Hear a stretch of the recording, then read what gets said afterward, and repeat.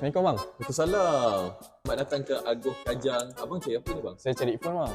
Oh, kita memang ada banyak phone bang. Kalau boleh saya nak phone yang tahan lasak lah. Baru masuk Oppo A5 Pro. Tahan lasak ni tengok Sebab saya pun buat Grab bang. Kadang pun kena hujan. Dia ni memang kena lah sebab bateri dia pun besar 5800 dengan 45 watt lagi. Yang ni betul-betul tahan lasak, boleh kena hujan. Apa tengok dulu abang? Cuba bang bukti kat saya apa yang membuatkan phone ni yang tahan lasak. Bang boleh bukti kat saya ambil juga lah. Serius nak ambil terus? Betul bang. So bukti yang pertama, tepi sikit awak tepi sikit. Wish. Sabar balik bang.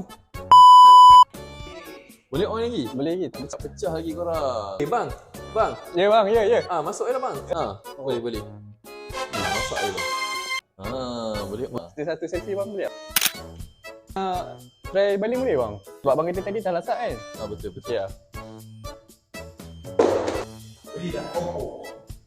So okey tak bang? Macam mana? Percaya tak phone ni tahan lasak? Ya bang, betul lah bang. Saya percaya lah bang. Macam saya cakap tadi lah, kalau okey semua, saya ambil terus lah bang. Ini abang jangan risau sebab abang akan dapat 5 tahun waranti. Gila. Beli hari ni boleh tahan sampai 2030. Jadi abang nak QR ke cash? QR lah bang. Terima kasih bang, saya beli bang Saya tak sabar nak guna phone ni untuk buat Grab. Saya nak tunjuk kat family saya juga yang phone ni boleh campak. Okay bang, terima kasih.